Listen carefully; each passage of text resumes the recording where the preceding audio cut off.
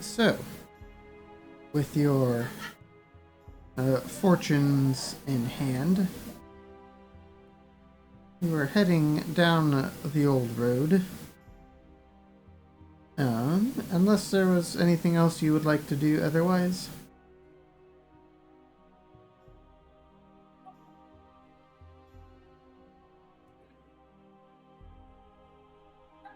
Not aware of anything. No. Alright.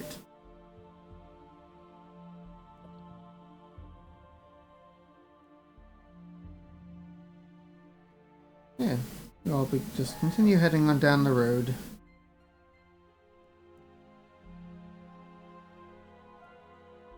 Probably late morning, early afternoon at this point.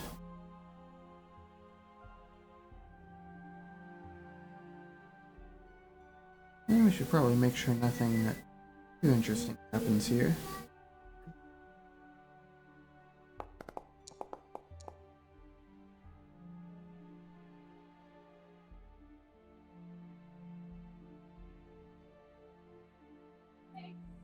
No, nothing too interesting.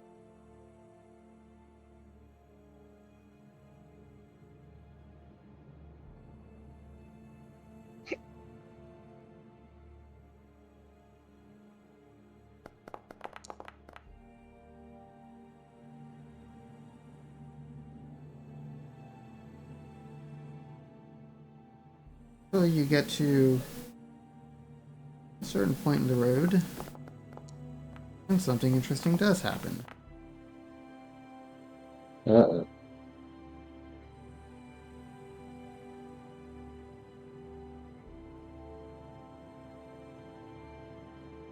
We there? Or where are we at? Yeah, that's the party marker. Okay.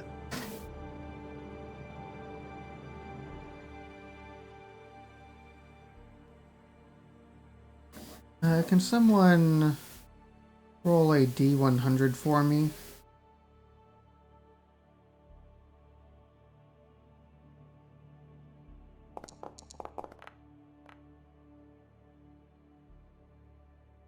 $79.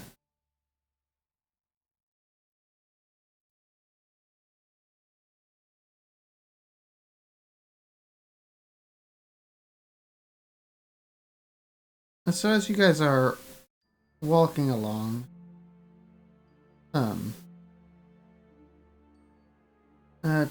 Kieran, you notice something different from the road and trees around you.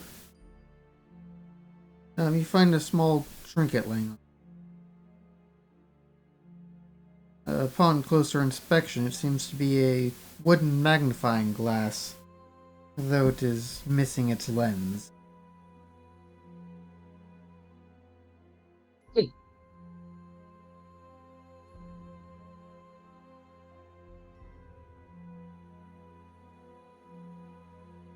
So a handle and a frame for a lens, just no lens.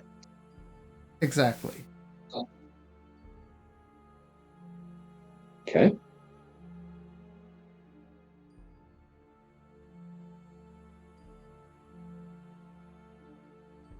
I know you city dwellers love weird things, but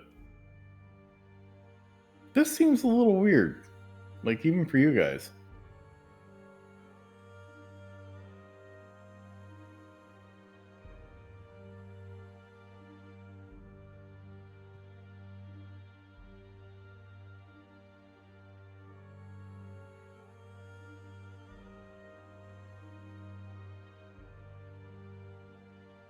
Someone must have dropped this. I wonder if they're nearby. Covered with dust and dirt. It Well, is. that would mean that the lens has got to be close by somewhere. It is quite dirty. Certainly not pristine or anything like that.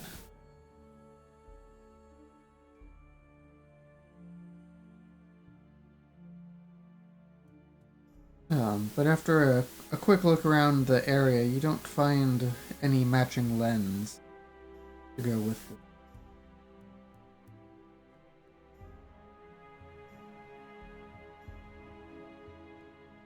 Does it fit my monocle?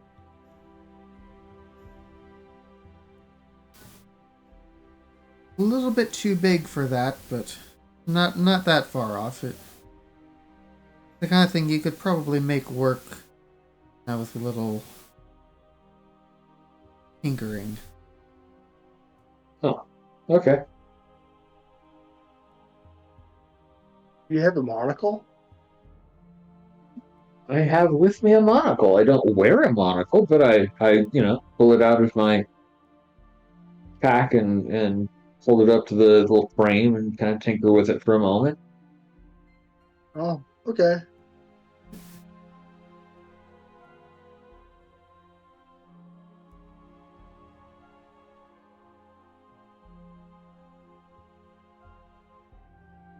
So you guys continue on down the road once more.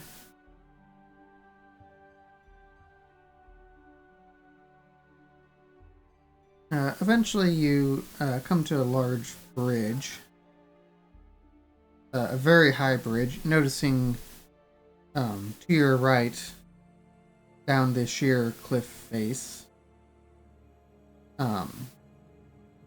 seems to be the trail that you could have walked earlier.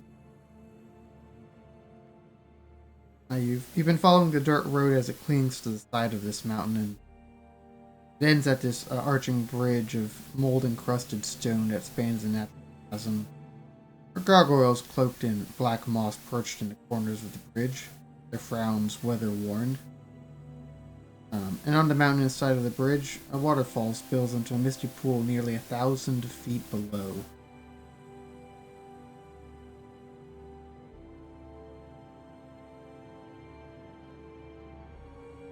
Now, this is my kind of scenic view.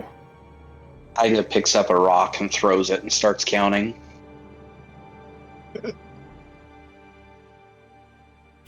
Yes. 973 feet.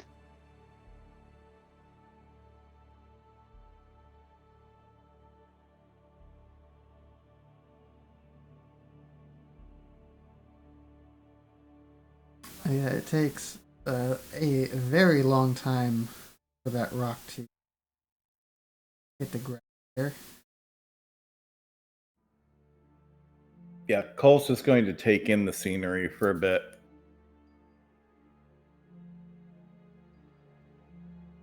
This is probably one of the nicest things he's seen so far in this trip. Oh.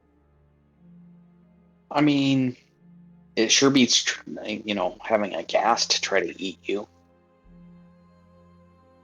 Yeah. Yeah, Or a or banshee or walking through a town of the dead, or, a bunch of not gypsies, because we don't want to use that word, traveling around little caravans, lousy wine, etc.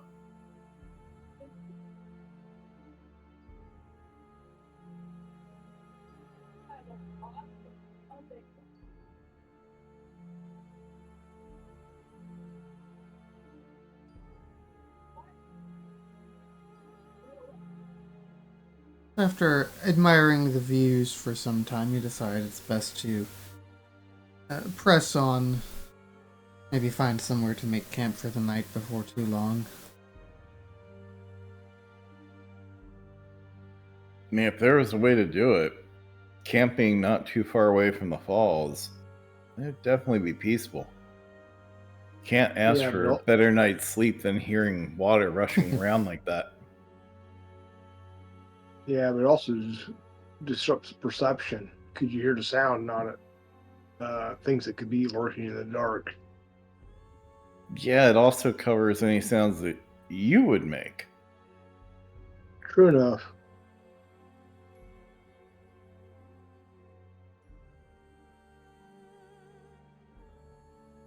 Well, it is up to you. You can camp here for the night or keep on pressing on for a bit further.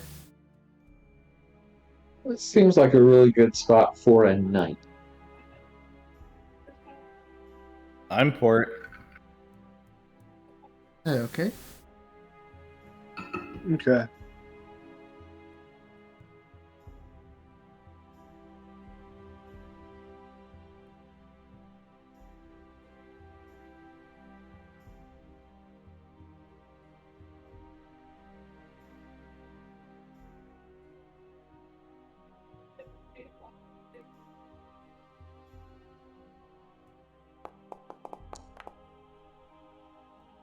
You guys settle down, set up camp, and have what turns out to be a rather relaxing evening. And See, told ya. nothing particularly interesting happens. You relax by the waterfall, admire the sights some more, and awake with morning light to continue your journey.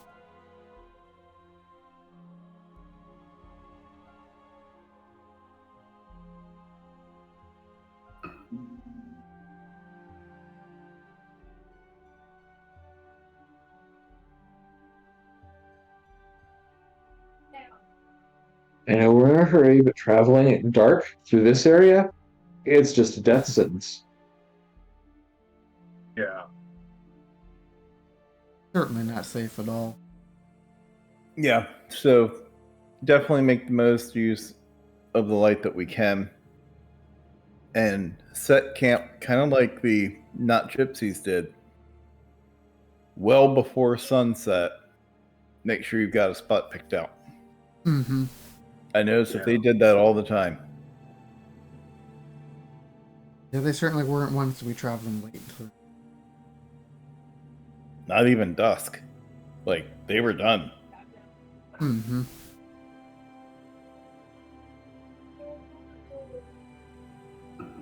So as you continue down the road, a mile and a half further, you come to a crossroads.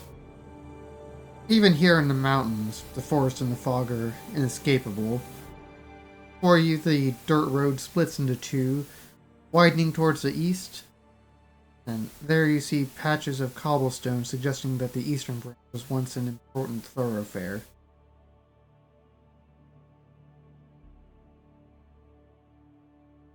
But the route you have chosen for now takes you westward.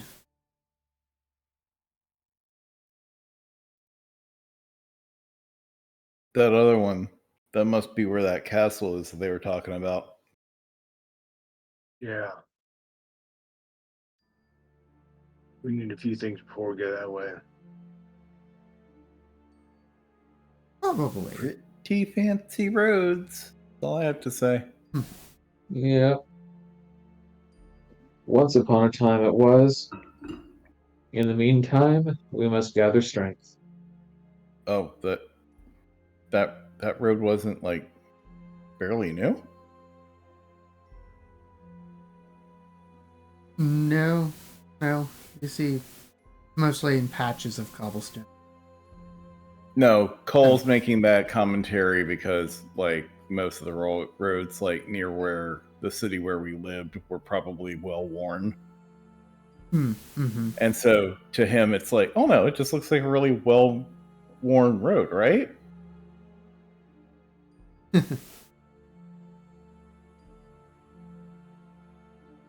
Cole's a little clueless on stuff like that. But hey, if he finds a deer trail, he'll tell you how many hours ago the last one passed. Mm-hmm. So you continue your journey to the northwest. You pass through another massive set of gates, much like the ones you passed through when you first entered this. Ooh, hey, maybe the creepy fog will go away now. Nope. The fog still follows you. Yeah, no such luck.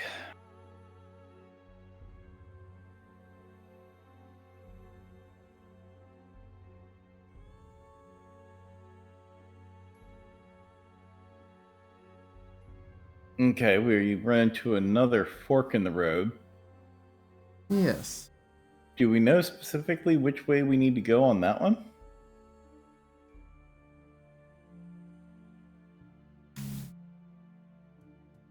Give me a survival check. And or a perception. Can do. Same roll for me on either way. Damn. Well, okay, dice. Nice.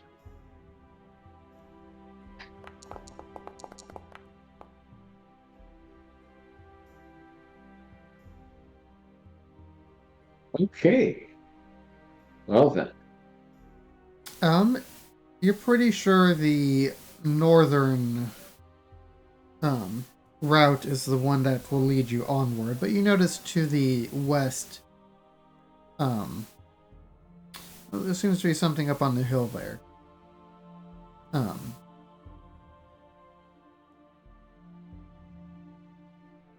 Yeah, the old Svalich Road transitions here from being a winding path through the Balanok Mountains to a lazy trail that hugs the mountainside as it descends into a fog-filled valley. In the heart of this valley, you see a walled town near the shores of the great mountain lake. You can kind of see it over the forest from your vantage point.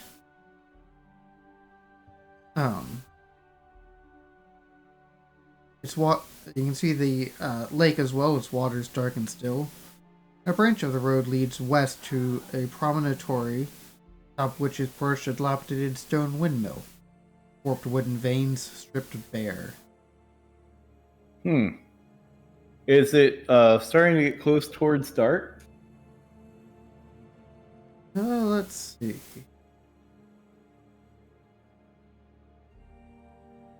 We did just travel a wee ways there.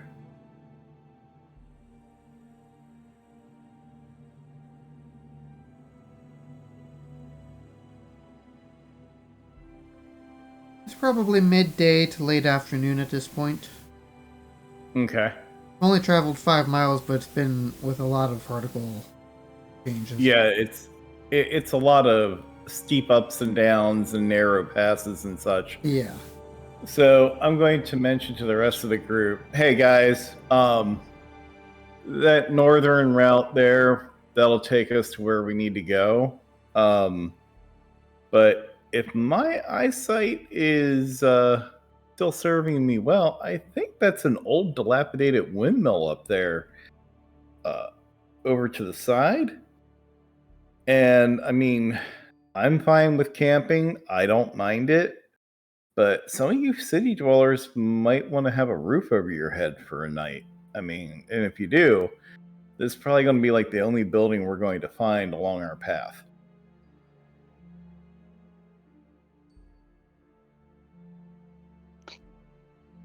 Well, it might be nice to have some coverage so the dew doesn't get on us.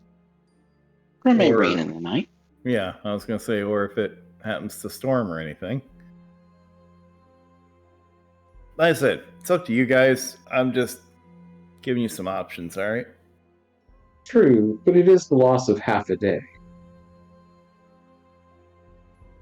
Well, I mean, half a day is going to put us maybe halfway down this winding trail. So, I mean, if you guys are okay with it, we can sleep on the side of the mountain pass. I'm sure anybody coming up or down will look carefully for people sleeping before they run them over with their carts.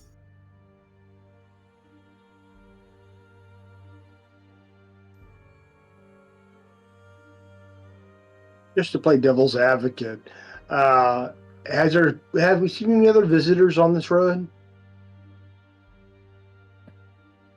No, right?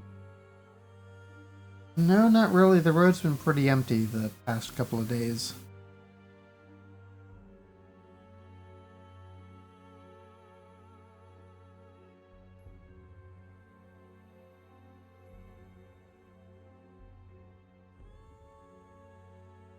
You get the feeling this is the kind of road that is only occasionally traveled, and only by those that really need to. Mm-hmm. So, are you going to point that out? Yeah.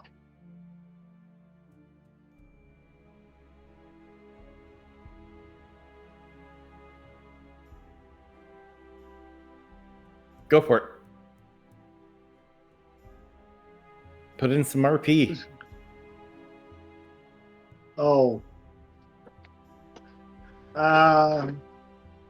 There's dust on the roads. Not many people travel on this one.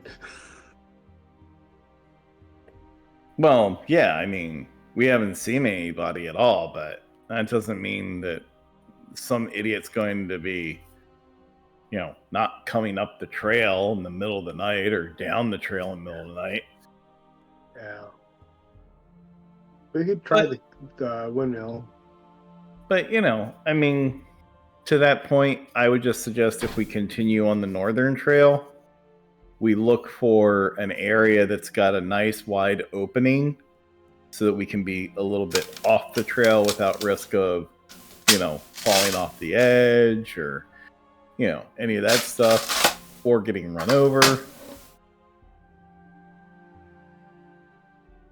And I mean, to your point, if you're camping out, being on the road's probably the best place because animals don't like the scent of humans and such.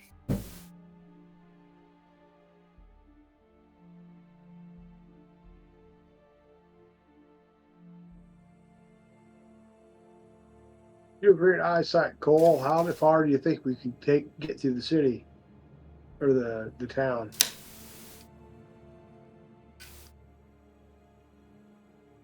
Can you see from here over the trees?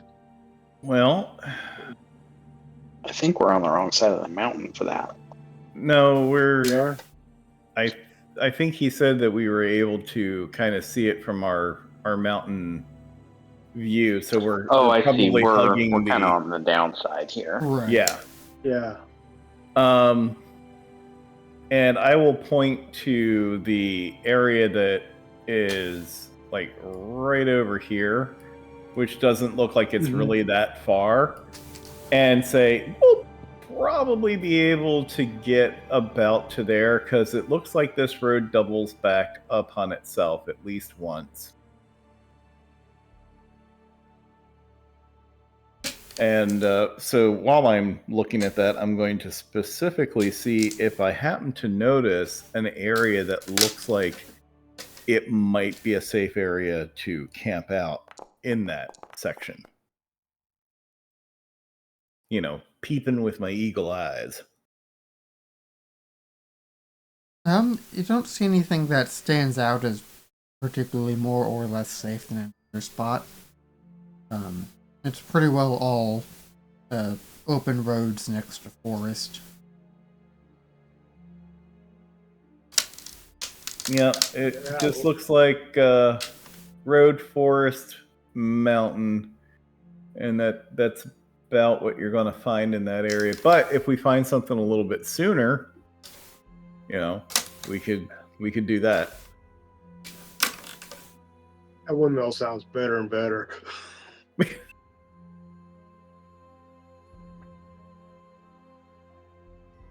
I mean, Cole's not really a dummy when it comes to surviving out in the wilderness. It's kind of his thing. He lives out there. He doesn't just survive.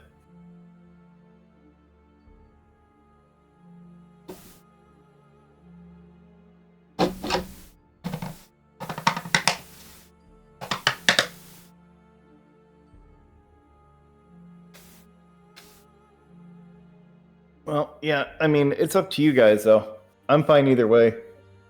But one way or the other, daylight's burning, so we should make a decision. I'm fine for either. I'd already voted for the windmill. All right. Okay. All agree. Karen, you game for the windmill? I was pushing up the road, but if we're going to the windmill, yes, we have to go up and clear it and make sure that it's secure. That shouldn't be too bad. All right. Let's head on up there then. Okay.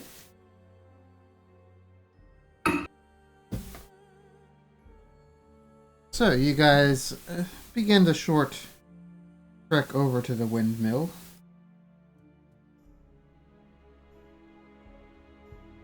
The onion-domed edifice leans forward and to one side, as though trying to turn away from the stormy gray sky.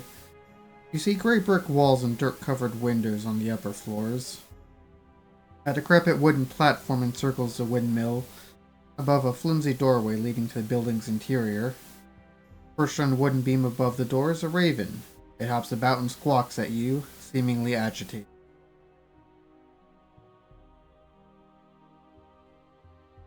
If I happen to have a simple little trinket of some sort. Let's see.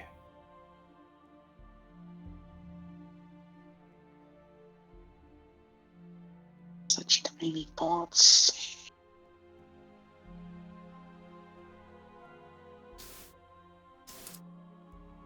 Yeah, maybe like one of my arrowheads, since I'm assuming those are metal. Yeah, you'd probably have metal arrow. Maybe just like break it off and then kind of scrub the metal on the rocks a little bit to make it shiny, and try a little animal handling to see if I can, make the raven a little interested in accepting a gift. Oh, 13. The lucky number. I'll just set it on a rock or one of the railings, something like that. Not too far away, but someplace where he will be able to get it and feel comfortable, and then back away. While I'm sure everybody else is looking at poor Cole like he's lost his mind. This is...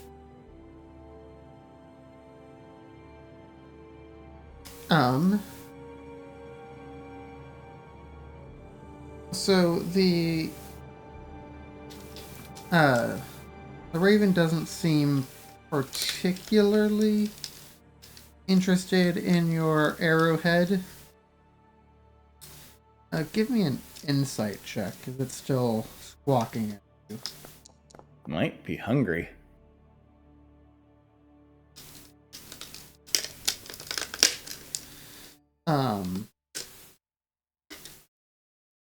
Get the strange sense that this bird is trying to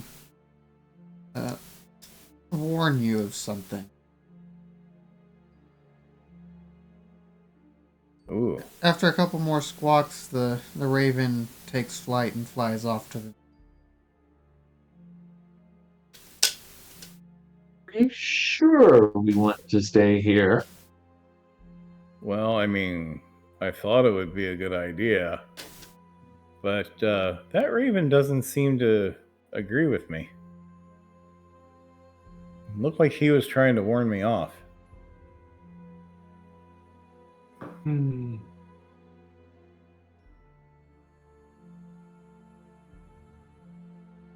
Not exactly sure what he was trying to warn me off on, but he was definitely trying to warn me off about something.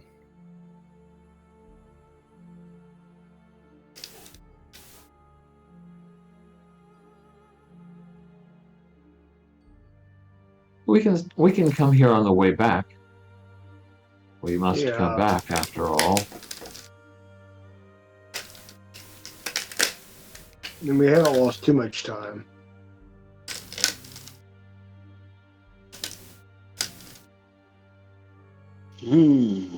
But gents, there could be an important clue in here. Or perhaps the raven doesn't want us to find something. Now, most nature tries to warn humans about dangers.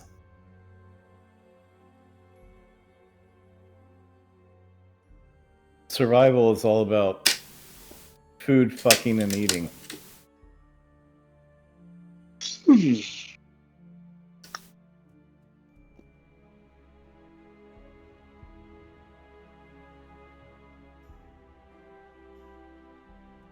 We can take a quick peek in. I mean, we're already here. And then head out.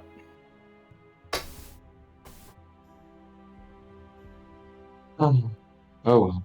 Okay. Yep. Let's head in.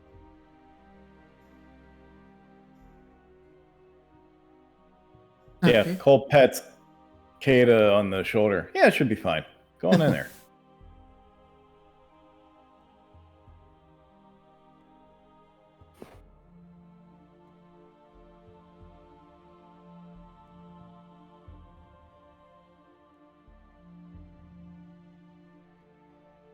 So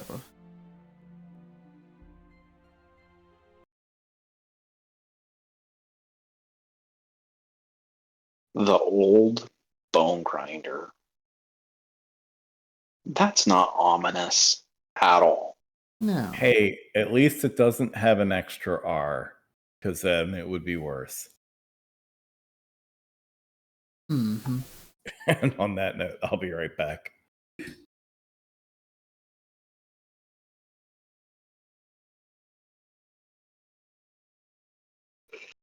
Excuse me.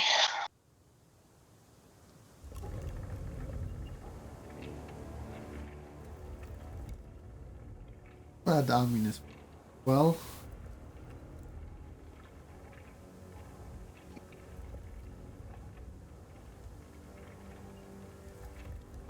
let's.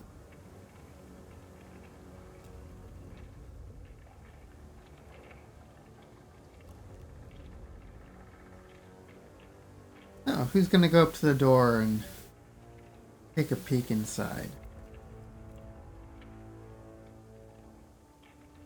You mean who's going to stealth up to the door and check to see if it's trapped?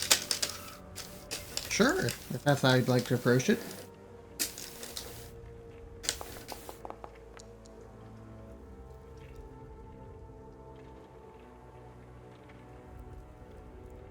And then it's sleight of hand or perception to check. Perception. I will need to buy proficiency in that very soon. Because it's just fine. It's absolutely clear. Door doesn't seem locked or trapped.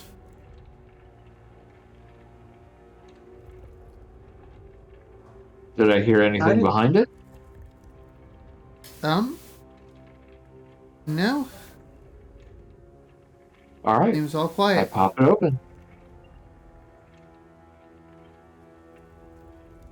All right.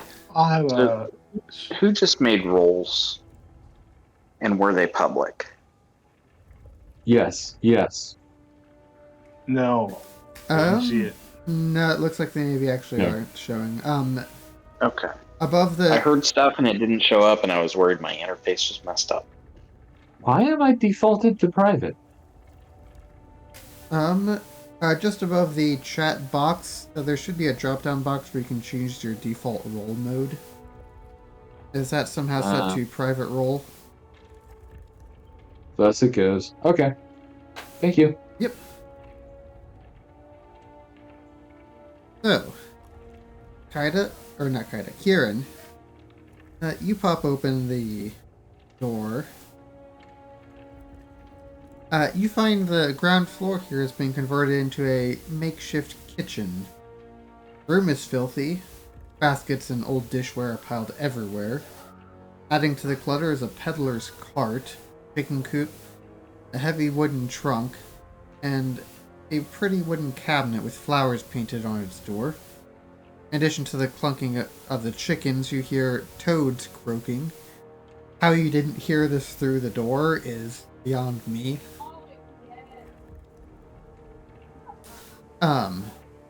But you also hear the sweet smell of pastries blending horridly with the stench that burns your nostrils. The awful odor comes out of an open, upright barrel in the center of the room. Warmth issues from a brick oven against one wall, and a crumbling staircase ascends the wall across from it. Shrieks and cackles from somewhere higher up cause the old mill to shudder. I see someone who is unharmed. Yes, there is an elderly lady that is baking Can I at the follow end. him in? Yeah. Do I recognize her from the Dream Pastries cart? Yes, that is exactly who this is.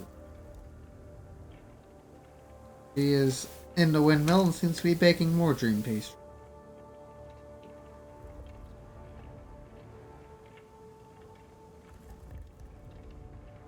She turns around upon seeing you open the door. Oh, there you are, dearie. Come back to get some of my dream pastries, haven't you?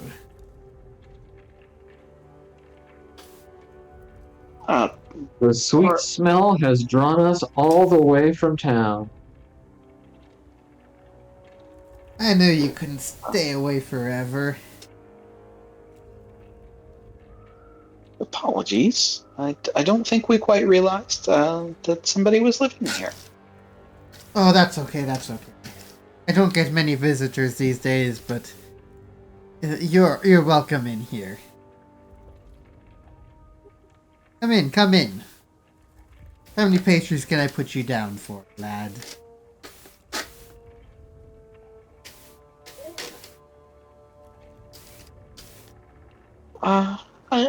I'm not great, thanks.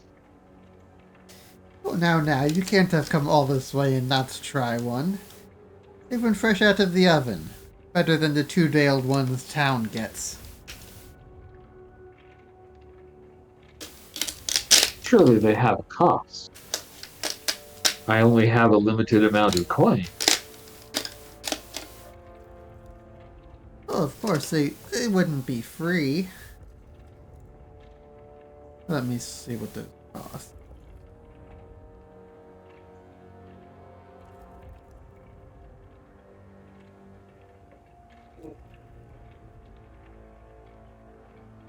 They are just 1 gold piece per pastry. That's all I ask. I believe it's a fair price. An entire gold piece for a pastry? Oh, but they're unlike anything you've seen before. Anything you've tasted.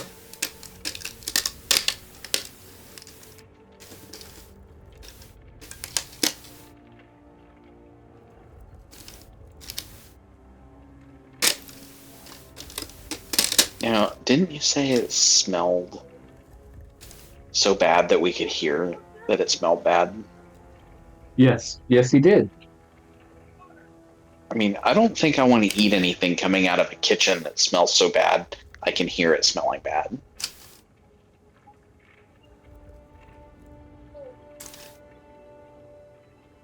I mean, that's fair. He also said that cackles and shrieks from above were shaking the place. I'm back. Sorry about that, guys. Not a problem.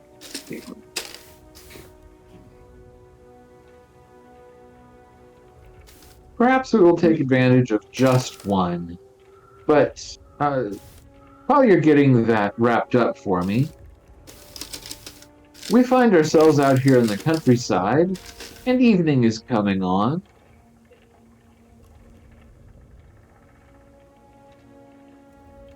And we would like to find a warm spot to shelter from the evening's mist.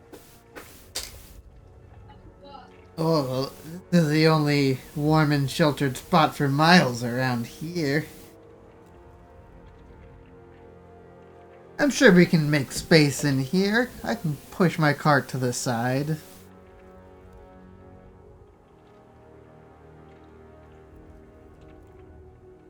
That would be very gracious.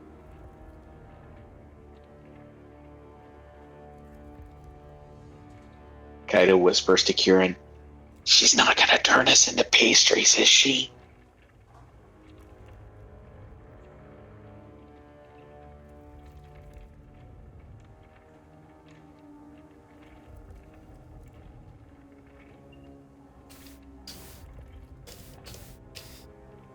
One can only hope.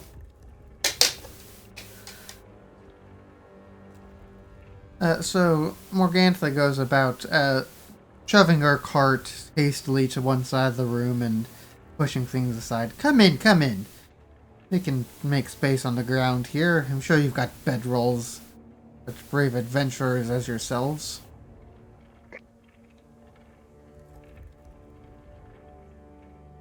Of course. I'm sorry, but I know that you peddle around town, but I don't think I caught your name.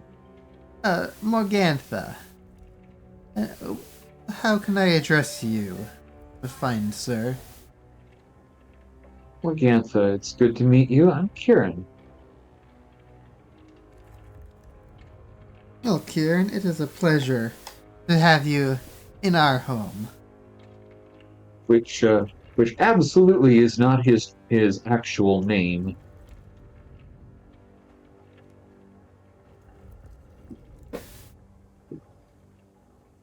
Wait, you're saying you've been lying to us this whole time? No, you guys, because of the background story we made up, you guys know what my name is.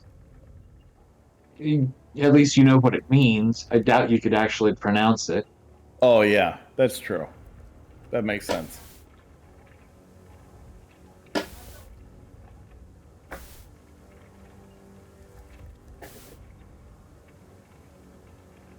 His name is one of those, hang on, let me get a sip and a deep breath kind of things. Mm-hmm.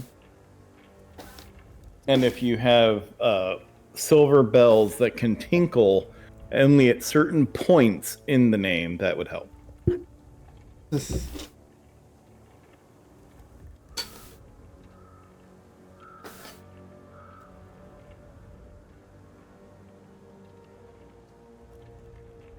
So Morgantha goes about the room, shoving clutter about, not even properly cleaning it up, just rearranging it to create some semblance of space.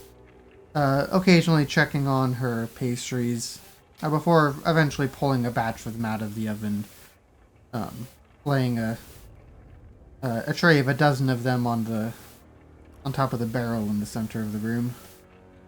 Oh, come. Fresh out of the oven, that's when they're the best.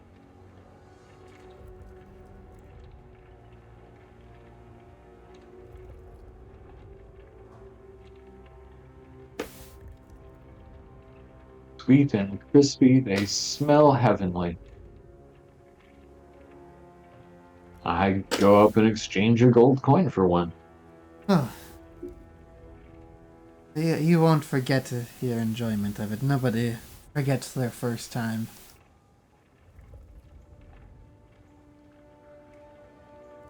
If I had a gold coin for every time I heard that.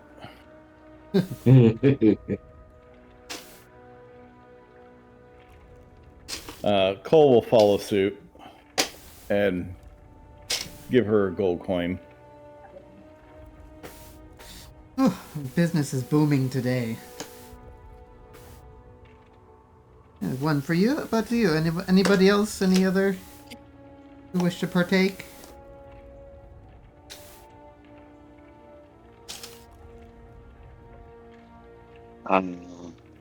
Kaida can't eat anything out of a kitchen that smells like this.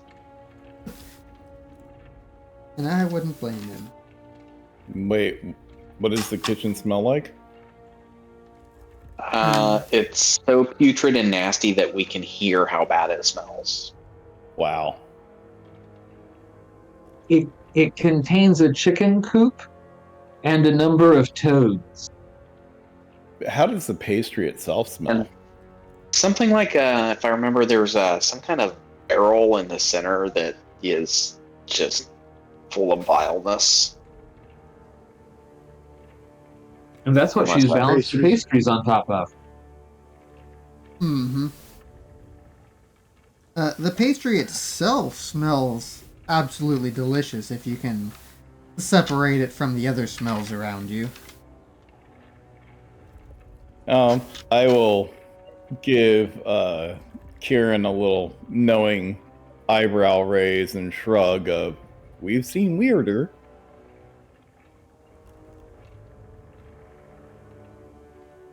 Not to be out of place, could I do a visual inspection to see what's in the barrel without being too obvious about it? Yeah. Okay. The barrel, it's got an open top and not exactly hard to miss it. It's got a glistening greenish black ichor.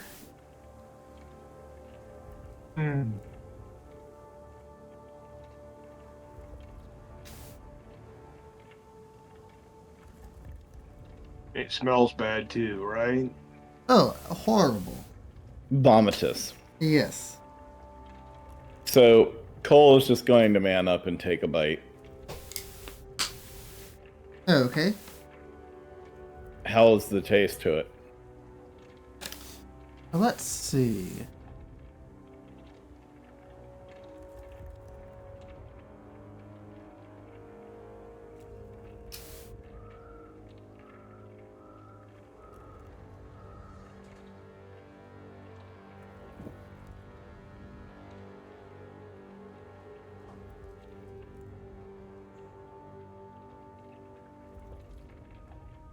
There's my.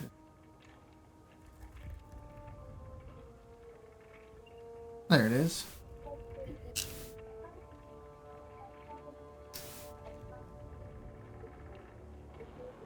Yeah, it looks and tastes like a mincemeat pie, and a very delicious one at that. Cole is going to blurt out in his very typical Cole behavior. Ma'am, how on earth do you make something that tastes this delicious with such foul-smelling ingredients? This is amazing. Oh, it's taken a lifetime to perfect it. But go, Well, go on, keep eating. You don't get the full effect until you've eaten the whole thing.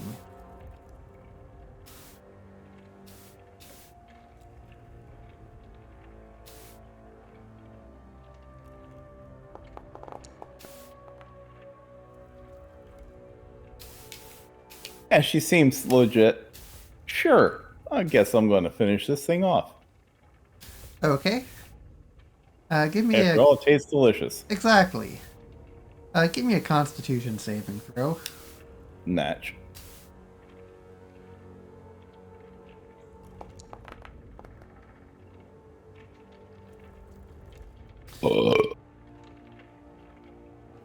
Okay. I assume that was in character right there. Oh yeah.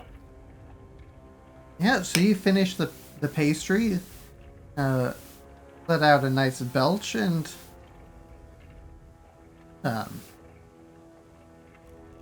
feel a little bit dizzy for a moment, but then you kind of regain your composure and feel pretty alright. Woo. I'm guessing there's alcohol involved in this. That's really quite good. a good guess, but no alcohol in these. Huh. Must use some of the local herb, maybe some mushrooms. Yeah, Can I have advantage on that? Because he has her engaged. Yeah, and if I see that Kieran's trying to do something, I will definitely draw her attention towards me. yeah, what is it exactly that you're trying to do, Kieran?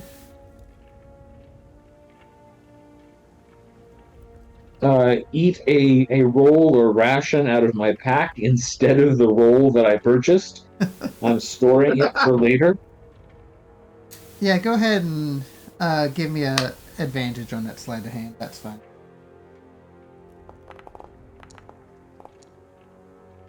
Yeah, it's a little better. And in the meantime, I will be talking with her. You know, come on, a little bit of the magic herb in there, something. Add a little bit of a kick to it. Oh no, dear. I couldn't give away my secret. Well, fair enough. I mean, I get it. But, yeah, I bet you're enjoying yourself quite a bit up here in this old windmill with all of these. And, I'm guessing you usually come home to an empty cart? So I make appropriate noises about, dang, it was amazing.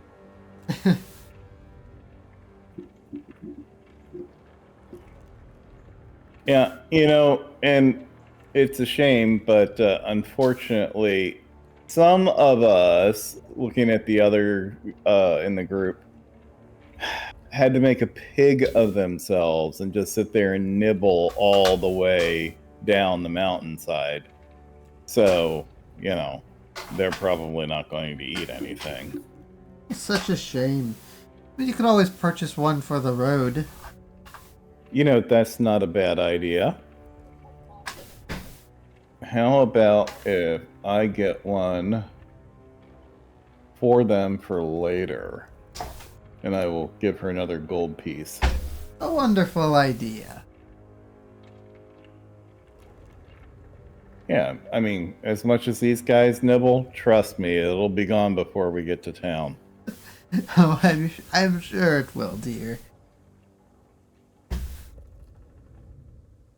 So I will find something clean-ish, or I will pull something out of my pack to wrap it up in carefully and tuck it away and thank her for it.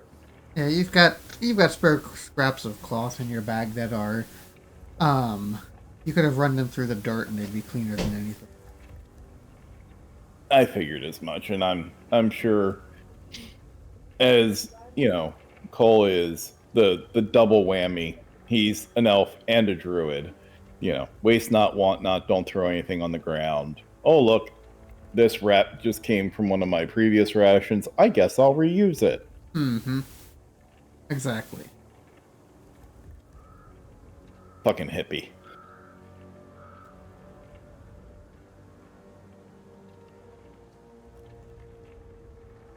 All right, so we've interacted over pastries. Evening is coming on. We find comfortable places to sleep in her kitchen. Some of us with rags plugging our nose. Some of us just going, what, you've never slept in a horse stall? Yeah, exactly. Now, she said we earlier, like we lived there. Is there any Yes, sounds of Yes, and we them? heard cackling from upstairs. Yeah. Mm-hmm. Yes. She hasn't made any mention of anyone else other than the occasional reference to a we.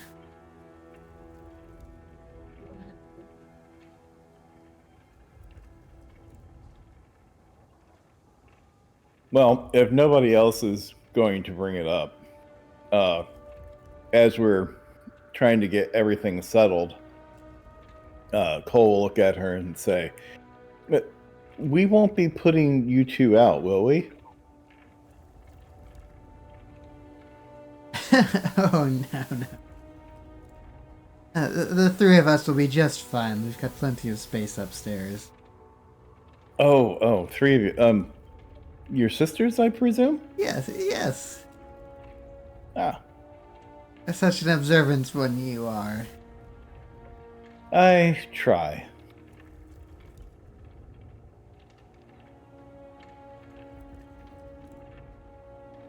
Oh, enjoy your rest here. I'll be upstairs if you need anything. Thank you ever so much. Help, And help yourself to more pastries if you want. Just leave a gold piece on the table. Don't try and cheat me though. I know how many I have here. no, wouldn't dream of it. Well, of course not.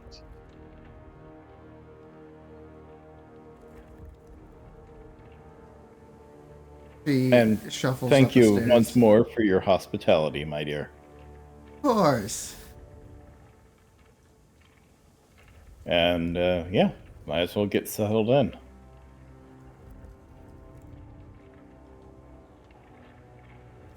Cole's just going to curl up next to the stove.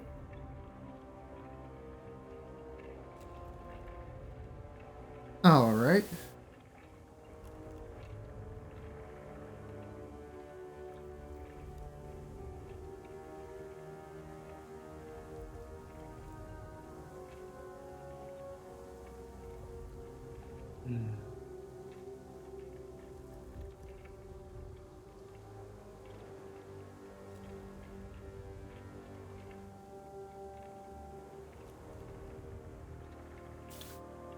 So you guys settle in, tuck in for the night inside the cramped kitchen floor.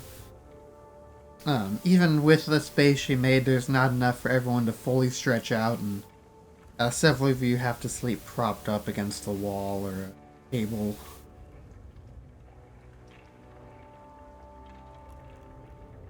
It shouldn't be too hard. 2 of us are halfling.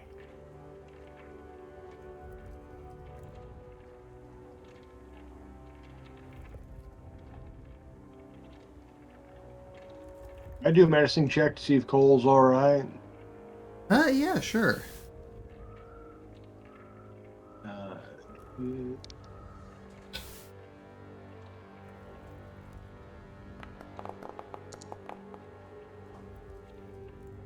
Seems pretty normal to you. Okay.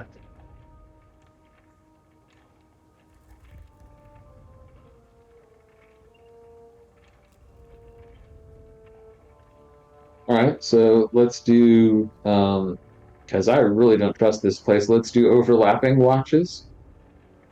Yeah. Okay.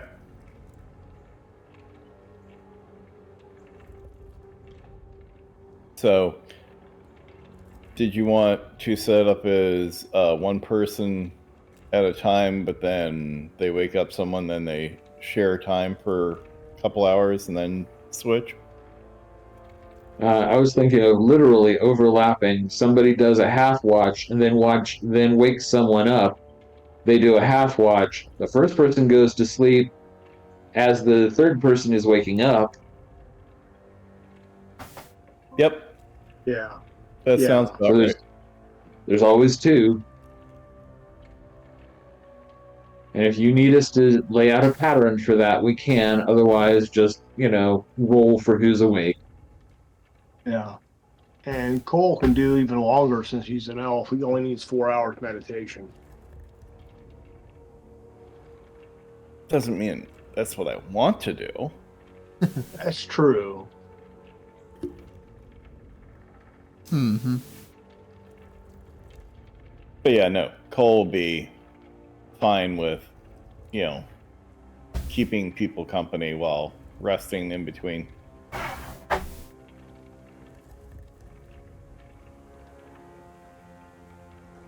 All right.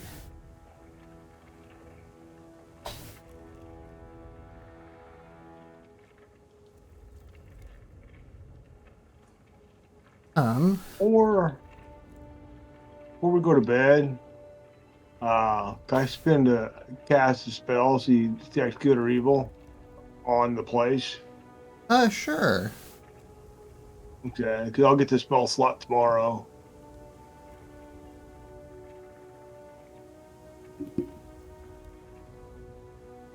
Yeah. We're less than 50 foot from the room above us, right? Oh, yeah, this is, maybe a 12-foot ceiling on this first floor. Okay. And I'm just going to put this out there right now. You're going to detect evil thoughts from Cole, but that's normal. Okay.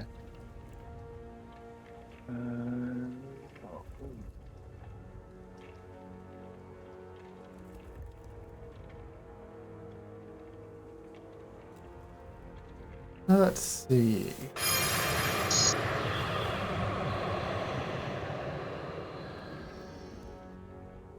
Holy crap. Shields up, Captain.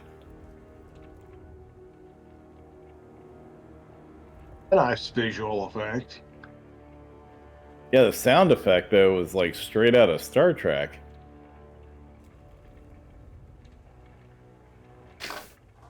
Fine, trails with runes. That is just too cool. That is cool. Yeah. Colin, I have a mechanical question. Yes. Are you aware of where the setting is to disable soft shadows? Disable soft shadow. I'm trying to turn off the flamethrower in my laptop. Yeah, let me see. Even limiting FPS to 10, it's still using like 40% of my GPU. And I found a Yikes. thing that says disabling soft shadows can help. But I can't seem to find it in the settings.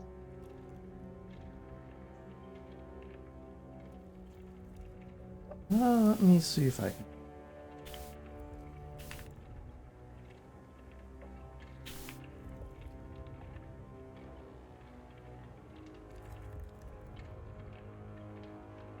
It's also possible the post I was reading may be referencing some kind It- of module that you don't have installed. It could be under core light source animation. It says that disabling that will improve performance for lower end machines. Yeah, that would be a good one. The token vision animation above it will help as well.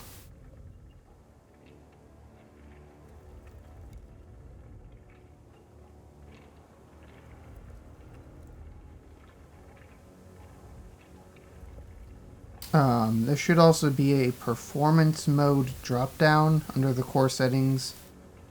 Change that to a lower setting, lower medium, depending on what it's at now. That can help.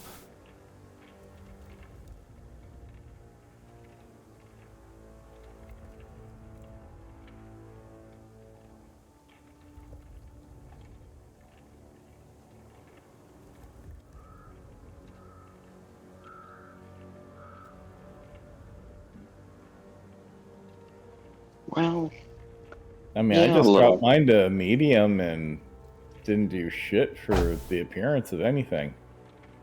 Still looks fine. Yeah, she's running around 25% now. So we'll try that for a little while. It was literally running 100% constantly, and my legs were getting hot. Wow. Mm-hmm. Alright, let's see.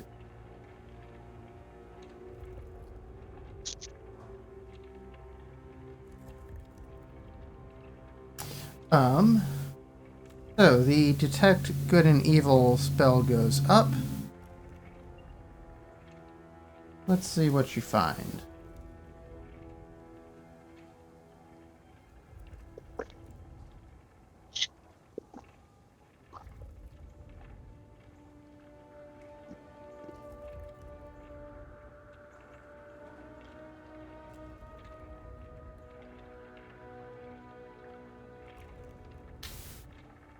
You definitely get some hits with that. Let me make sure I get the right thing here. That's...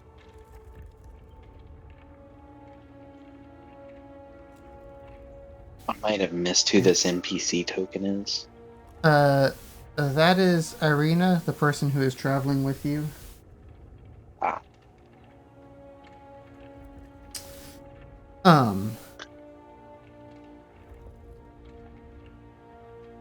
Yeah, you detect the presence of 3 fiends about 20-25 feet above you.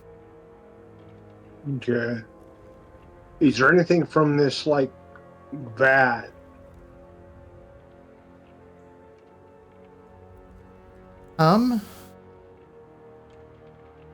Let's see.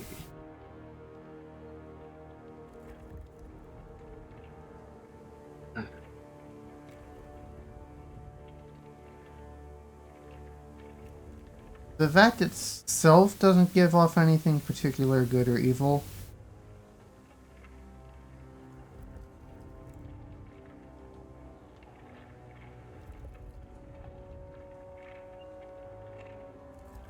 It just smells absolutely awful.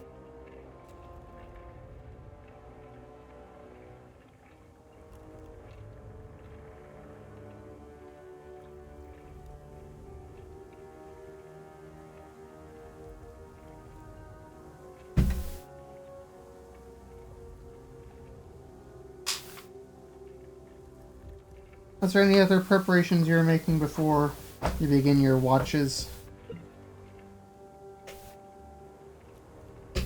Yeah, I whispered to the guys the information I found. Oh, okay. Do you have Okay, protection from good and evil? Protection, good and evil. I don't know if I have it prepped. Let me. Good and evil. But I don't have protection from good and evil prepped. I mean, it should be able to tell you if you have it prepped or not, if you have it set up correctly. See. Let me look at it.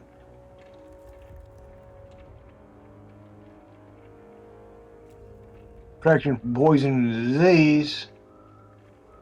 And protection from good and evil. Yeah, let me see. It is. You do not have it prepared. No.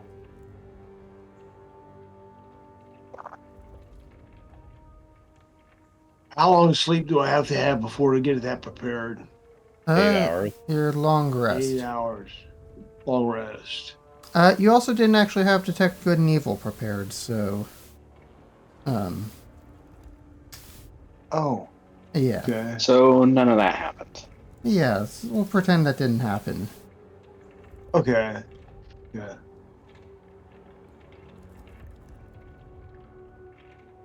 Yeah, sorry about that. I looked at it wrong. The highlight is If you click on the thing that says prepared, it shows you Yeah. only your prepared spells. okay.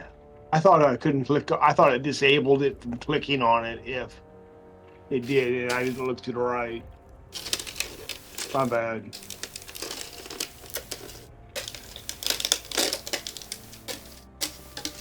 That's okay. So you don't actually know what it is that lurks above you, but that's okay. It wouldn't change anything either way.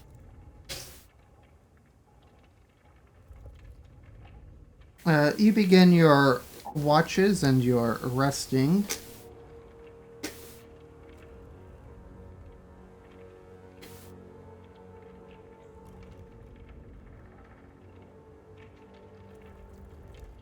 And it, other than it being absolutely horridly smelling in there and difficult to actually find rest for an extended period of time, you do get some rest.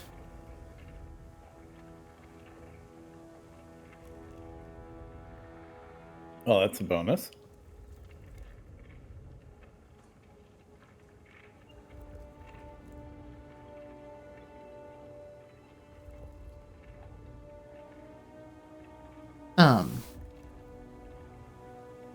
And things seem to be going all right until at one point in the middle of the night you hear a knock at the door.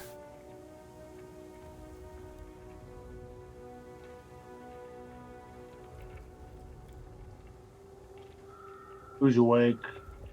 Yeah, I'll let you guys decide who that is.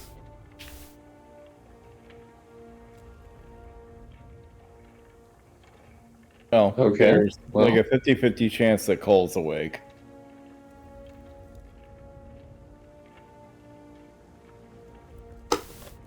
Yeah.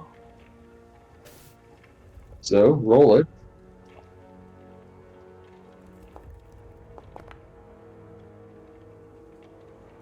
He's snoozing.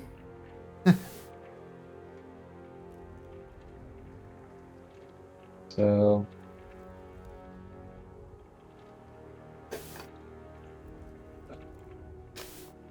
basically 1 out of a D6 that I'm awake, give or take. Yeah, that seems reasonable.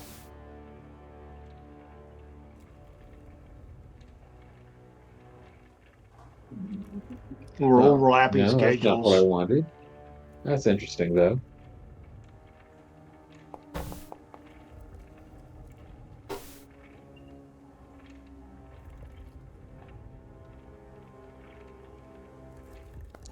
That seems...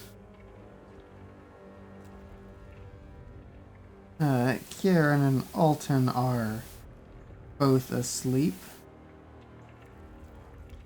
Okay. As is Cole. Yes.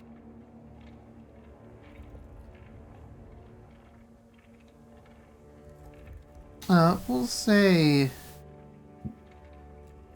it is Kaida and Irina that are awake at the moment.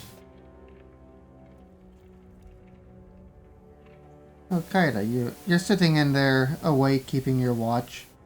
You hear a sudden knock at the door in the middle of the night.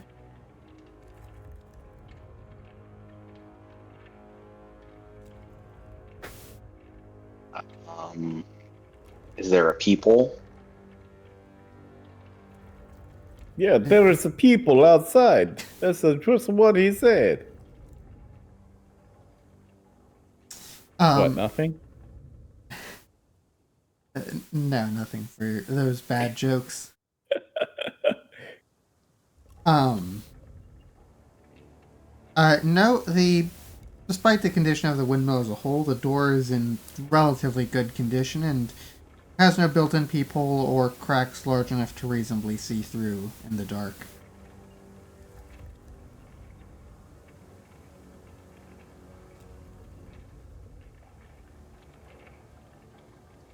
I'm gonna ask who's there.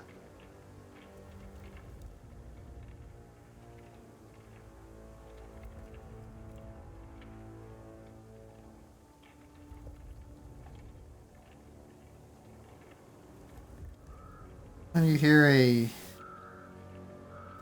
voice come from the other side.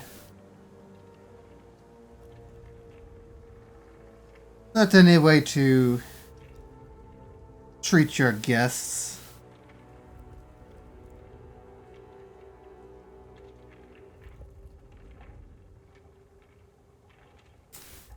Come, let me in. I only wish to talk.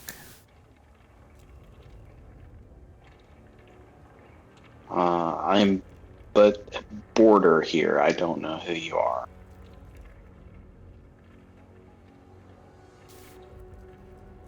I could tell you anything unless you actually let me in to see me. So what good does it know to... What good is it to know my name?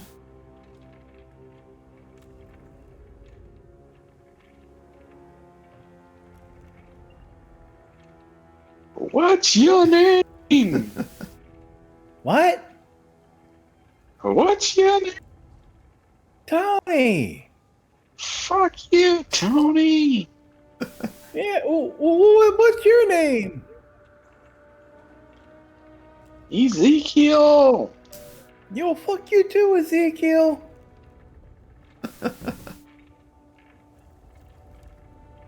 So speaking of this, though, I'm guessing that Cole may awaken from hearing this conversation. Yeah, it wouldn't be unreasonable to if you wanted to wake up and interact here. Okay. Who is it?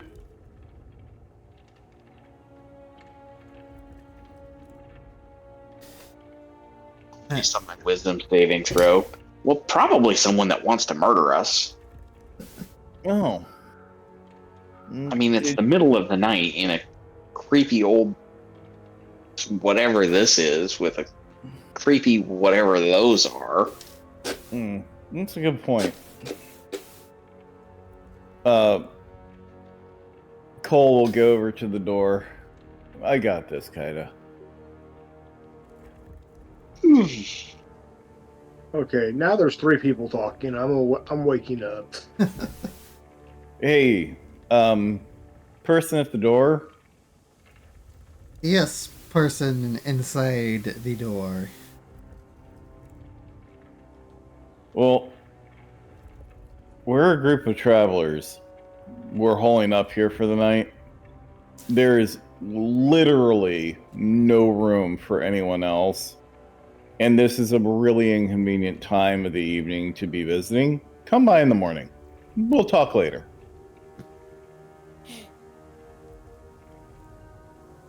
Okay now. Bye-bye then.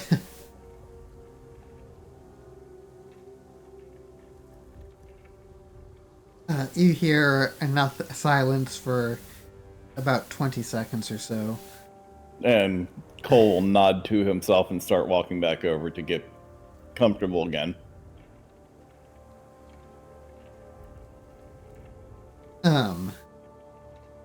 At which point, just as you're settling in and starting to get comfortable again, you hear one more knock at the door, louder than all the ones before it.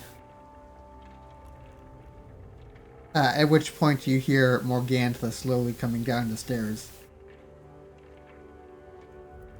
Yeah, This- I tried to tell them it was in the middle of the night and that you guys were probably sleeping, but they're very persistent.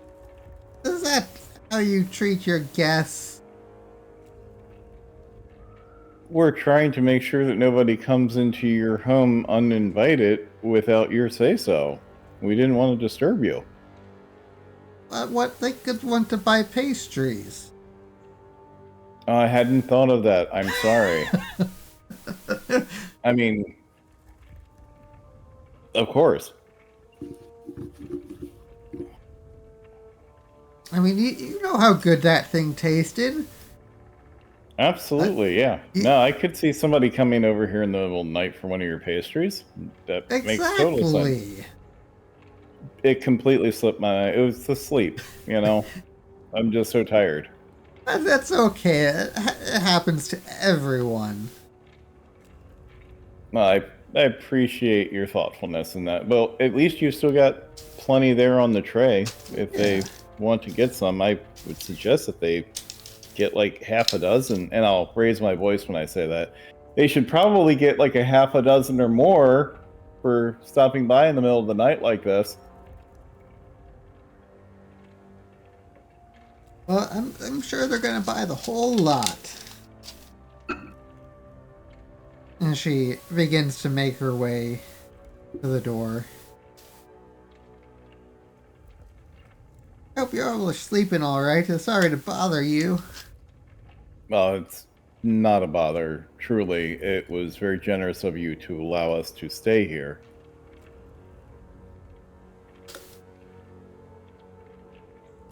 Let's see.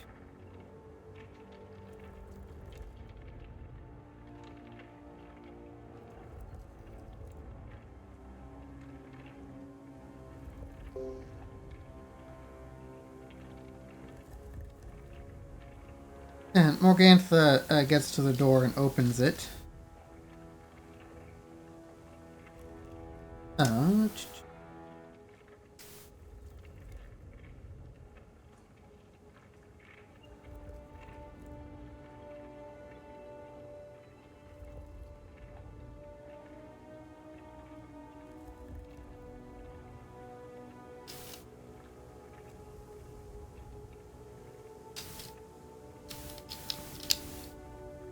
let's see.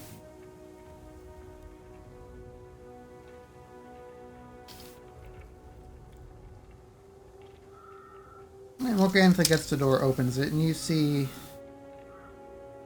a tall, slender, well-dressed man standing outside.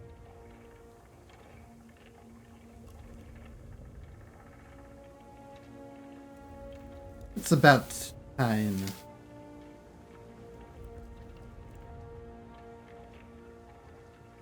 Morgantha, your guests are so rude to not invite me inside. And as he steps in, Cole will look over and say, "Apologies, road weary, middle of the night, very bleary eyed. Very rude of me. Forgive me."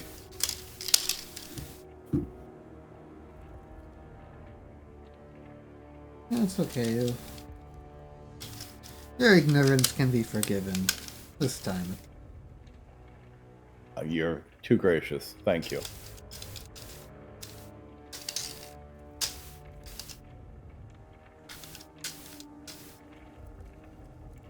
And while they're interacting, Cole will give Kata a pat on the arm.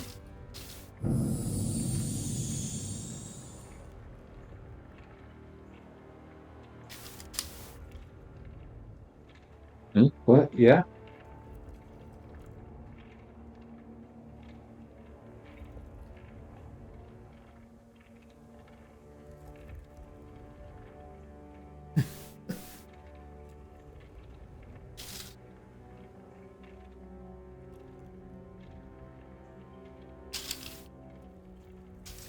Oh, it's And after briefly making small talk with Morgantha, he turns to the group of you. This is what the Vistani has brought me to play with.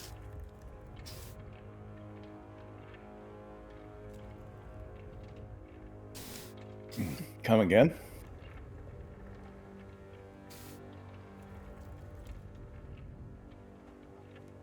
I said this is what the Vistani have brought me to play with. Oh, yeah, no, sorry. Where I come from. Come again? I heard you just fine. I just don't understand what you're saying.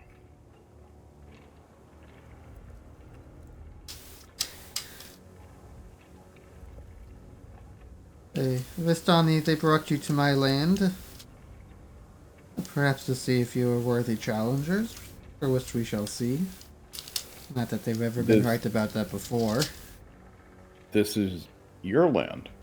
Oh, yes. Oh, well, as uninvited guests to your land, thank you for your hospitality. And Cole will go over and extend his hand. He reaches It's an honor out to and meet you. shakes your hand. Feels dreadfully cold. Yeah, Cole's getting the whole due to the dead vibe here. You're even traveling with Tatiana. Can't keep her from me forever. It's a matter of time. It's a matter of personal decision. I mean, totally up to her. No means no, you know. Just saying.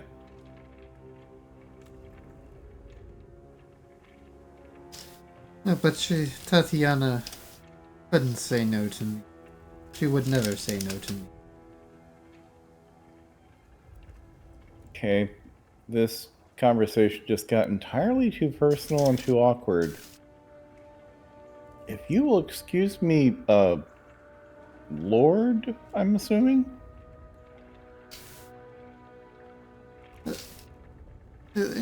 Call me by my name. I will keep this casual. Strahd. Lord Strahd, if you will excuse me, as I said, incredibly road weary. It has been quite the day. I really should get back to getting some more rest. No offense.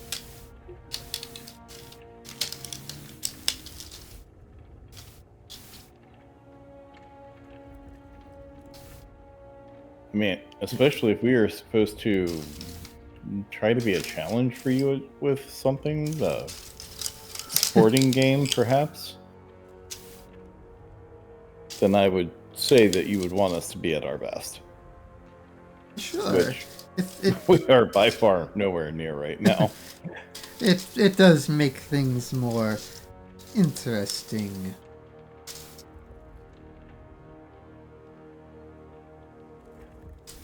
I believe that. I mean, after having spent a lot of time in nature, you know, you watch a lot of what people consider wild animals frolic and play and have fun, and you know, you never see the big bad wolf try to play with the pups. It's not right.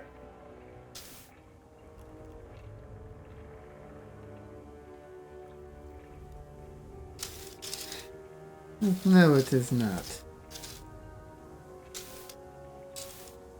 Speaking of which, you know, you also never see him try to mate out of season. That's just wrong.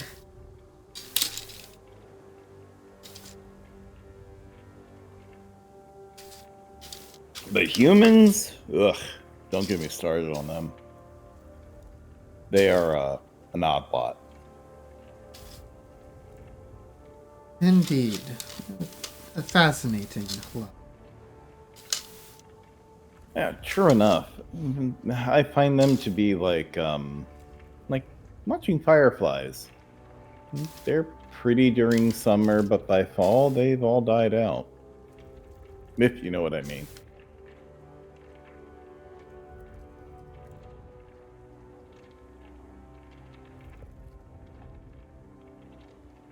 I will let you get back to your resting. You seem to need it, and you'll definitely need it.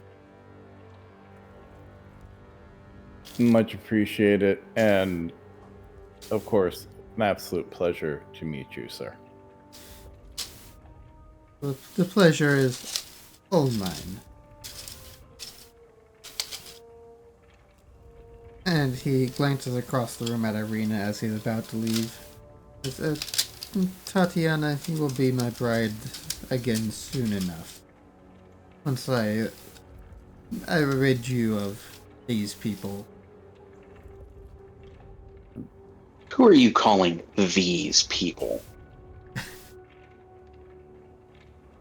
No, he didn't say human. Don't take offense. Apologies, sir. Are you not a person?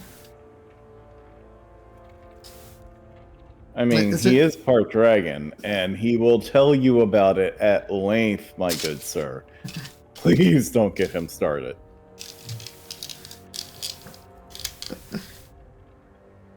He knows his entire lineage of... Was it your mom again, or your dad? I forget. You don't forget. You're just being an asshole. I kinda am.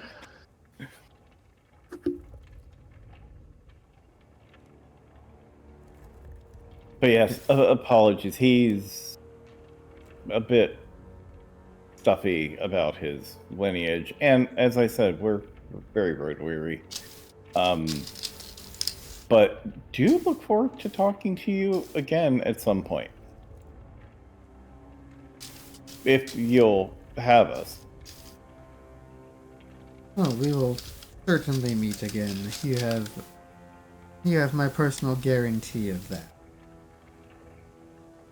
I look forward to it then. It was an honor to meet you. Yes. I hope you're better prepared next time, as...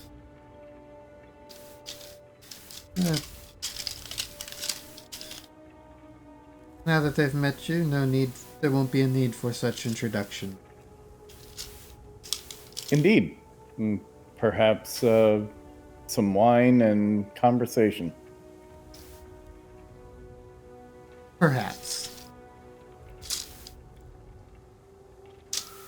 And Cole will give him his best nodding half bow from a seated position.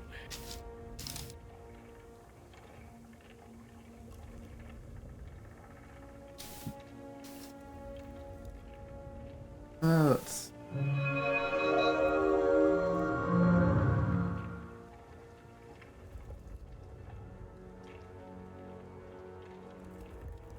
Don't think you really want to do that right now, Alton. I don't. Fuck! It, Like, this room couldn't smell worse until you just did that to yourself. oh. Okay. So Yeah, Alton goes, I, I don't think we Alton need goes a running spell over to to know it. that this guy is Yeah. really bad. I'm like, Alton would probably just run over to a corner, just start emptying his guts of anything that he ate the previous day. Yeah, it is not a pleasant combination. With that, you are now picking up on the fiend vibes from Morgantha, and undead from Strahd. oh.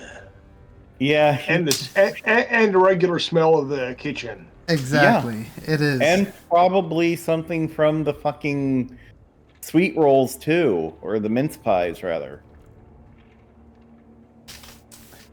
You're probably picking it up from fucking everything in this entire area.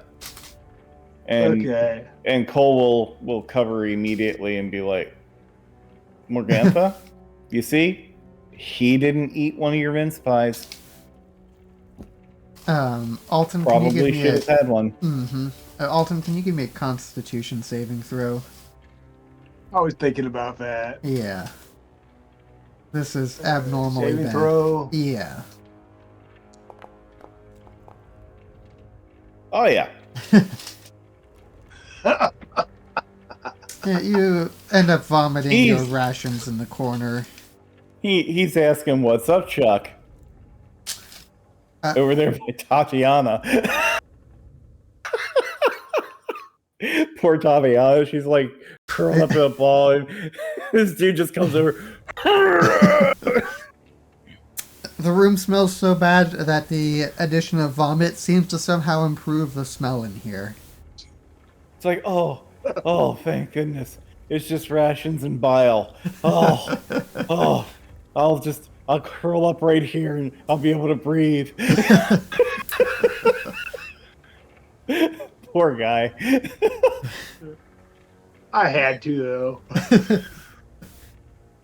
The Strahd steps a couple steps away from the door and in a flash of lightning disappears.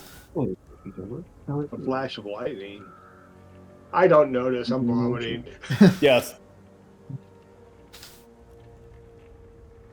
Taking shelter in a familiar place.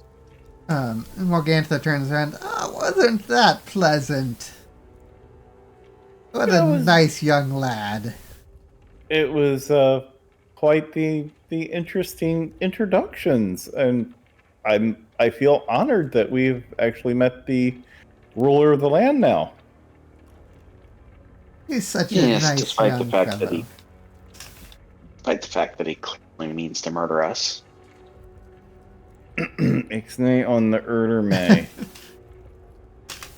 And does the Lord partake in your pies occasionally? Oh, no. He never buys any. Oh, what a shame. You know, I think, honestly, that a ruler of a land should always try to support the local businesses and shops. Perhaps the next time that we talk, we can recommend to him that perhaps he starts purchasing some from you in the future. Oh, believe me, he supports us plenty. Oh, well, that's good to know. Well, anyhow, didn't mean to disturb your rest with all this. If I had known, I would have just opened the door myself. But Yeah. but just so we know, if anybody else comes knocking, should we just simply answer? And Oh, yeah. If anyone comes by, everyone's welcome. Ah, okay. Well, thank you for that. And have a good evening.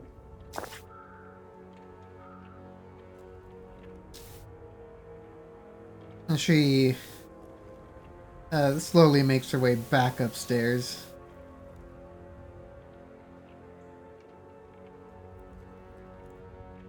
And Cole's going to lean over to Kaida. Yeah, no kidding. He wants to murder us or something. But, All right, you know. so here's the plan. We pour out all the oil we can find on this kitchen floor, Uh-huh. go out the front door, and throw a torch in behind us. And get the fuck out of here. It's not necessarily a bad idea, but don't you want to, like, maybe do that right near sunrise? Yeah. I suppose the walking corpse might still be out there. Yeah. I have a feeling that nighttime may be more dangerous than whatever's in this place.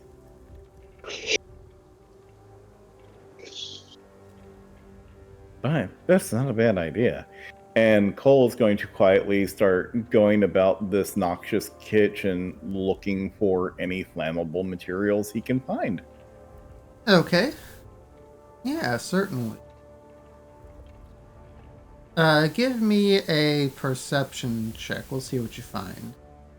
Alright. can do eventually. I help. Yeah. Well, now that you've emptied your stomach, yeah, of course you can. Ooh, thank you for that assistance. Oh, yeah. Yeah, helping just gives me an advantage. Yeah, Oh, you don't that's roll right. yourself when you're helping. Yeah. Okay. But hopefully that just found us a treasure trove of flammable liquids.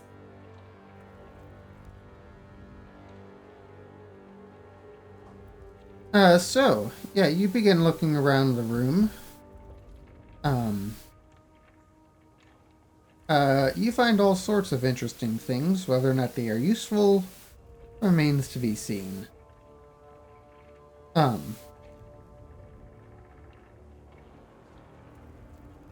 Well, I do have the whole alchemy thing, so And there might be some things that might be useful for. We'll see. But yeah, you begin looking around the room. You find all sorts of baking ingredients, wooden bowls full of herbs, flour, sugar, gourds containing a unknown white powder. Yay. I'll try not to run a line of that. It's medieval cocaine! Great. If it is, then she has cartel levels of it. There's whatever it is, she has pounds of it in here. Well, one of the things that I'll be doing as somebody with the experience with this sort of stuff, I'll be taking like little pinches of some of the different powders and flicking them over into the stove to see what reacts. Okay. And so we'll test out this powder and see if it reacts to fire well. Let's see.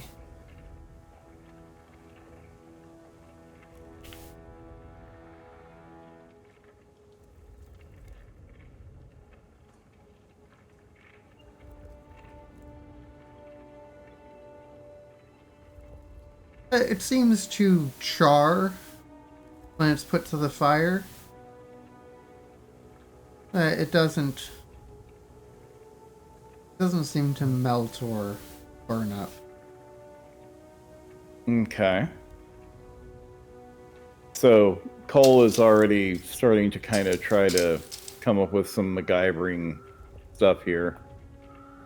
And trying to figure out, okay, so what liquid can I add to the dry that will make it more effective? Like he's going through like the whole process here. Yeah. Of trying to find anything and everything that can burn and catch fire quickly, and yeah, all that. Yeah, let's keep going around, see what you find. Yeah.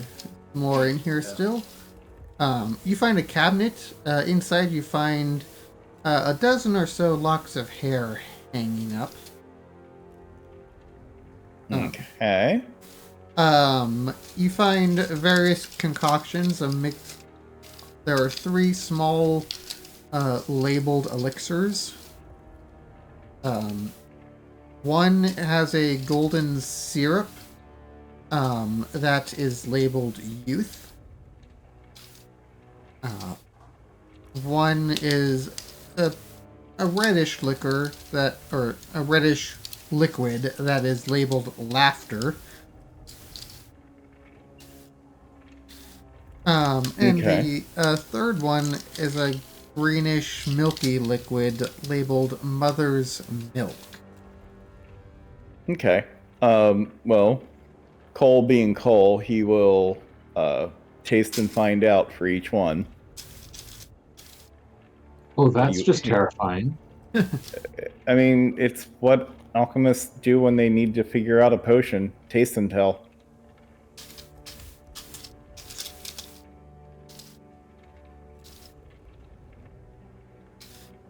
And unless it's like an incredibly rare exotic poison, then a little drop's not going to kill you.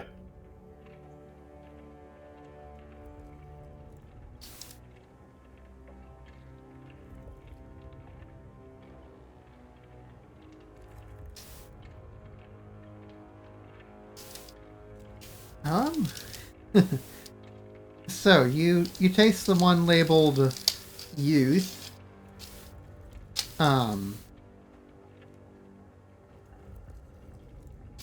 It tastes a little bit funky, and you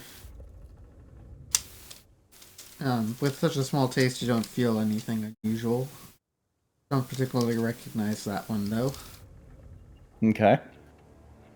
I'll chuck it into a pouch or something. Okay, the one labeled laughter, you take a small taste of it. Let out a little giggle. Literally does what it says. Tuck that away. And mother's milk.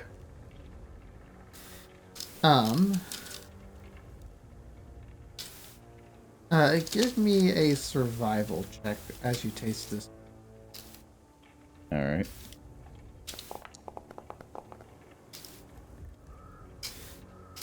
This one does seem to be some sort of poison. You're fairly confident you didn't take enough for it to be harmful, but maybe just barely skirted below that limit. Okay. Ooh. Excellent. So I will carefully coat some arrows in that.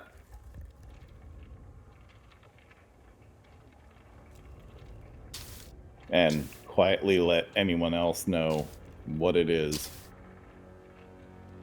Okay. Should they wish to do some coding as well.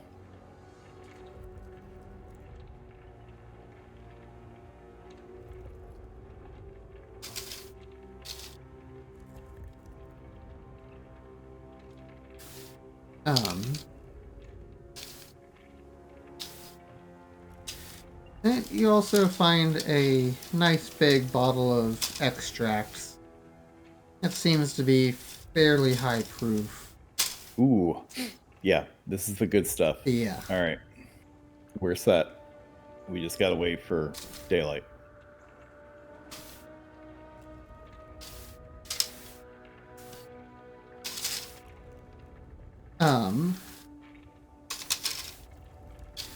So a couple more hours pass. Just before the sun begins to rise, you hear the sound of Morgantha stirring up above, as well as some cackles from some other creatures who have not yet made themselves visible. You hear her throwing up? Stirring. Oh, okay, getting up. Yeah, getting up. So is it close enough to time that we could probably head out, like pre-dawn? Yeah. You're starting to see the light from the sun over the horizon, but it's not quite risen yet. Okay. Now would be a good time, guys. Okay. Are those stairs wooden or stone? The stairs inside are wooden. Okay. The flooring above us? Wooden. Typically, structures like this, everything internal is wooden. Yeah, that would be okay, my I was thought just- too. Yeah, you basically have the shell is all stone, and everything else is wood. Okay. Perfect.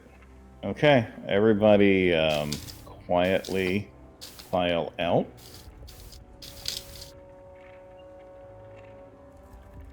I have our guests go first.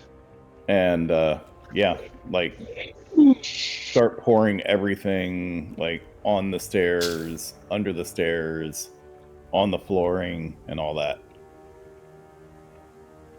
And as soon as everybody has headed out, I will dump the rest of the contents towards the stove. And hopefully nature will take its course, and if it doesn't, I will give nature a nudge. Oh, alright.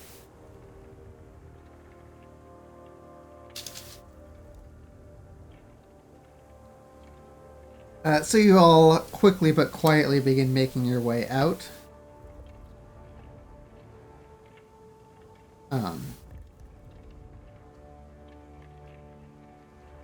Everyone give me a stealth check to see how quiet you are while doing it.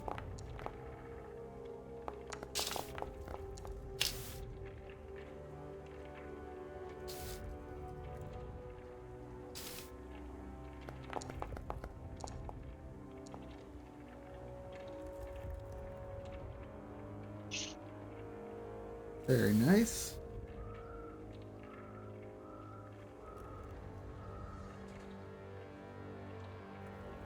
Let's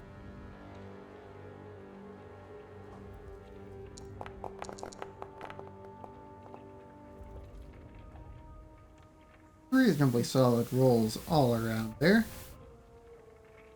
Yeah, you guys make your way out.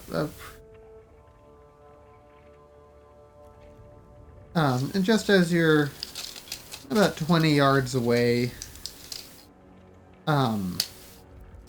you start to see the smoke exit the door. Things are definitely going up and going up fast.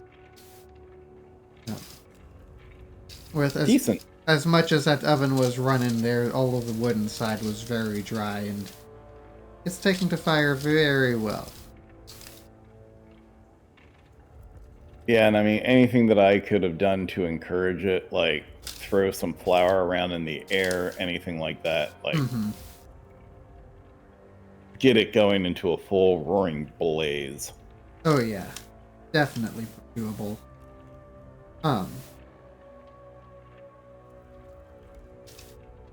At one point, just as you guys are starting to turn and leave, you hear just barely faintly the sound of Morgantha saying, "Well, that smells delicious. Are you cooking breakfast for me?"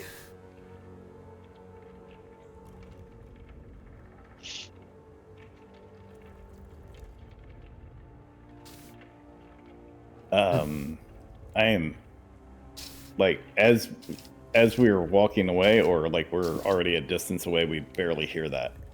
Yeah, a distance away, walking away, you barely hear that.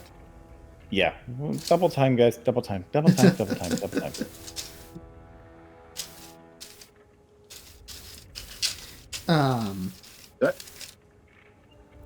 As you get about 100 yards away down the road, you hear what sounds like a large crash, as what you suspect to be the giant millstone that was in the windmill may have come crashing down to the first floor. Yeah, I'm sure that entire internal structure is just collapsed. Mm-hmm. Now, what I want to do is when we head back this way, is check the debris and hopefully find a few corpses.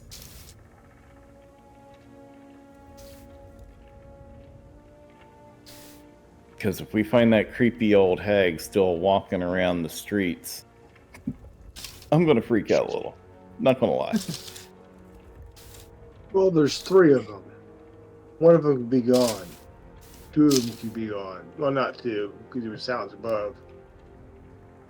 No, hopefully all 3 of them are going to be corpses. Nice Kentucky Fried corpses. Because fire should roast hags. Yeah.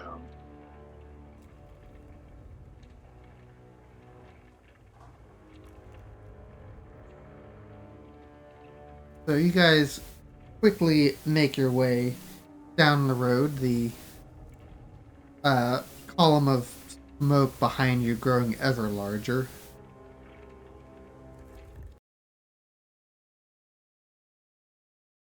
Ah, good. Yes, let's act like hockey players and get the puck out of here. Yeah, that's good.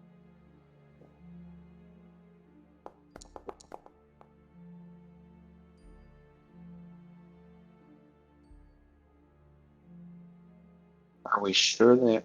Well, yeah, they're probably hags. I was gonna say, are we sure they're hags? No. I mean, they're creepy, ugly women who make creepy, ugly food that magically tastes good, even though it's made out of the most vile and disgusting stuff on the planet. And they magically identified as fiends. So I don't know if hags are fiends. Yeah, but that was metagaming because I didn't have that prepared. Well, you're Oh, I thought you did prepare it and then you cast it later. Oh no, You're- his sense of good and evil. the divine sense that he did. Yeah, he definitely got a sense of the fiends upstairs. Yeah, the one that he did. He didn't necessarily get the ones upstairs with that because the divine sense is line of sight based. Hmm. But you did get that Morgantha. But Strahd was definitely, yeah. Strahd was undead Strahd- and Morgantha was fiend. You got that Yeah. for sure. Right.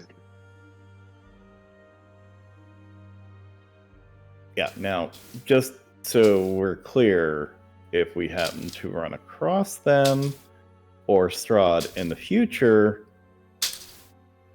we got up early because we didn't want to disturb them, and we headed down the road.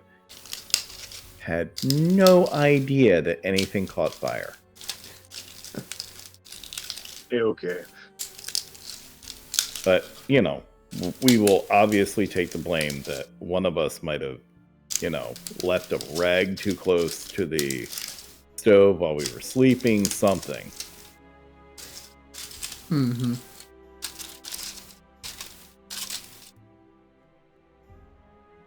So you guys begin making your way down the road towards the village of Valaki.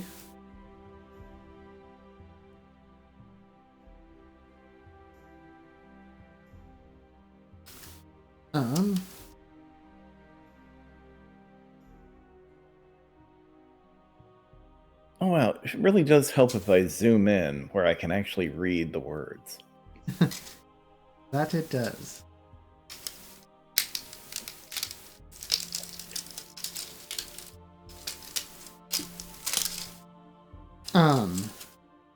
As you guys are about halfway to town,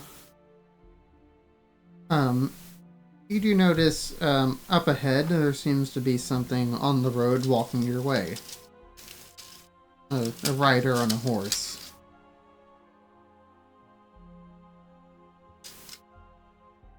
Okay.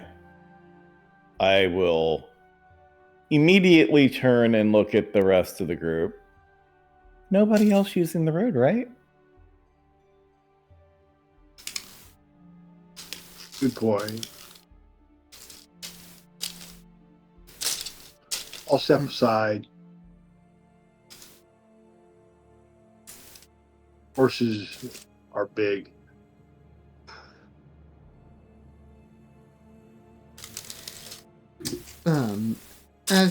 As it approaches, you quickly get the sense and shortly after confirmed, by being able to see it clearly enough through the fog. This isn't your average horse and rider.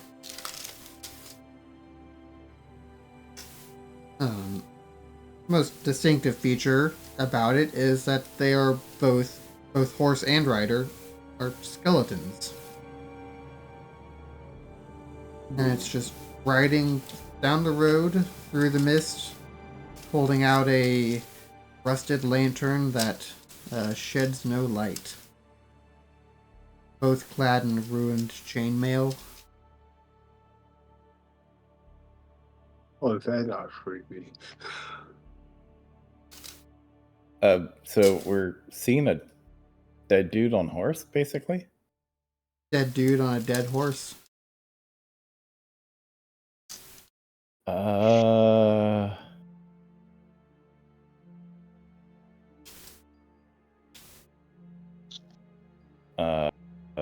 I'm taking Yeah, cover at the back of the party.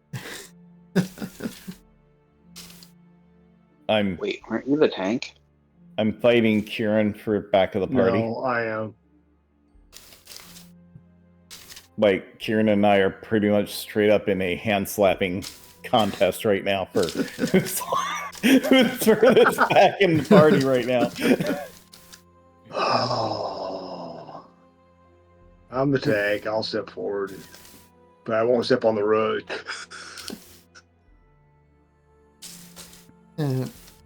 As you guys fight with each other to organize yourself, he just continues a slow trot towards you, and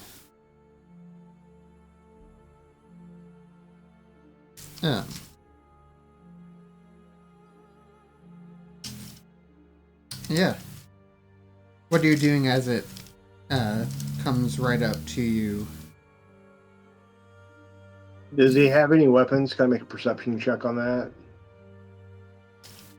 If he's in rusty chainmail, chances are he's got a weapon. Yeah. Yeah, I'm thinking that. He seems to have a sword strapped to his side. But Okay. not out. Not out, no.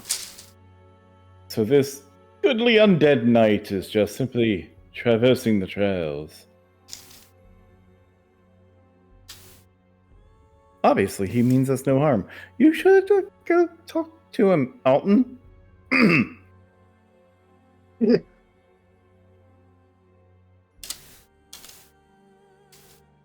Yeah. The rider continues towards you. To the point of just almost right up next to you. But then you notice he doesn't seem to pay any attention to you, stop, slow down, or anything of that sort. He continues Everyone off the road. riding Yeah. right on past you. Kieran and Cole are kind of rotating around the party so that we're still always in the back. Of course.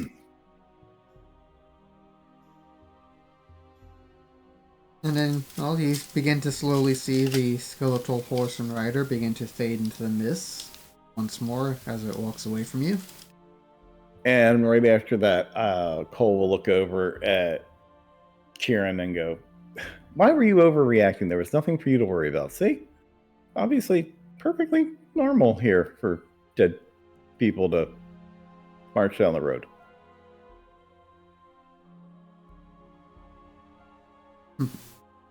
That ain't perfectly normal. Nowhere. No how. Yeah, you're probably right. We should we should keep going to the town quickly. Yes. Yeah. So as evening approaches, you reach the outskirts of town.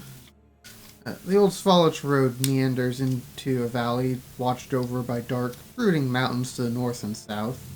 The woods recede, revealing a sullen mountain burg surrounded by wooden palisades. A thick fog presses up against a wall, as though looking for a way inside, hoping to catch the town aslumber. The dirt road ends at a set of sturdy iron gates, with a pair of shadowy figures standing behind them. Planted in the ground and flanking the road outside the gates are half a dozen pikes with wolves' heads impaled on them.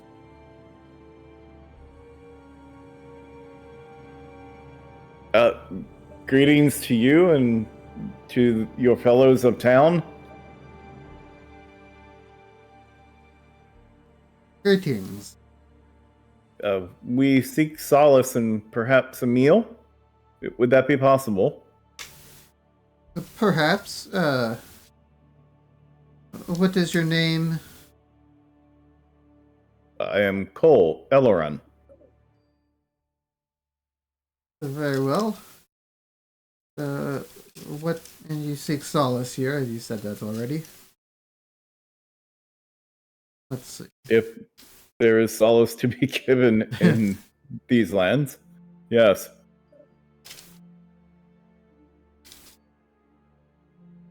Where do you come from? We'll tell him the city that we come from. That? It is a good distance away from here. We were brought here to try to help out. Give me a persuasion roll.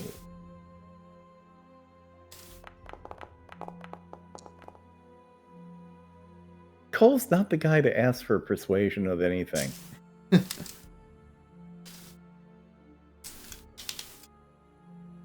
You sure you're not here just to cause trouble?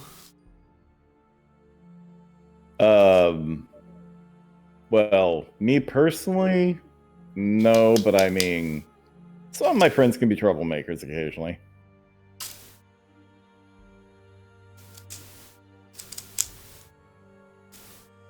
Okay, truth be told, they're usually the decent guys. I'm usually the troublemaker. Huh, I knew it. It's true. Unless, of course, somebody keeps an eye on me and I don't drink too much. Then I'm usually fine. You know how it is. I like to get deep into my cups, if you know what I mean.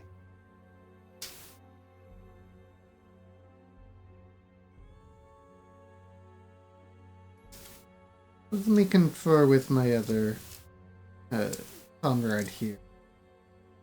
We'll see what we can do to let you in. Yeah, hey, I appreciate it. It's getting kind of cold and dark and creepy out here. And I can assure you both that none of us are wolves. I see you guys obviously have a wolf problem.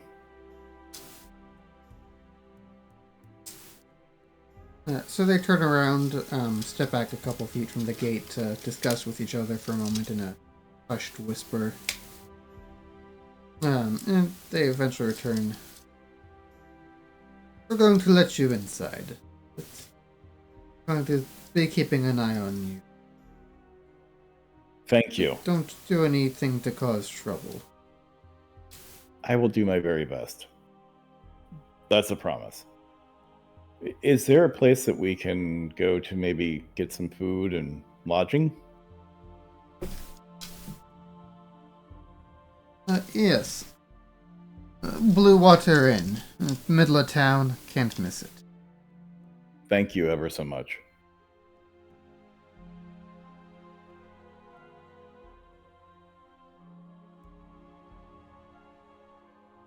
And they open up the gates, allow you to pass inside. Close them behind you, leaving you in the town of Valaki. I think is where we shall end for the night. We'll go I was ahead going to say, that'd be a perfect spot. Yeah, we'll explore this town next week. Same bat time, same bat channel. Same batshit crazy players.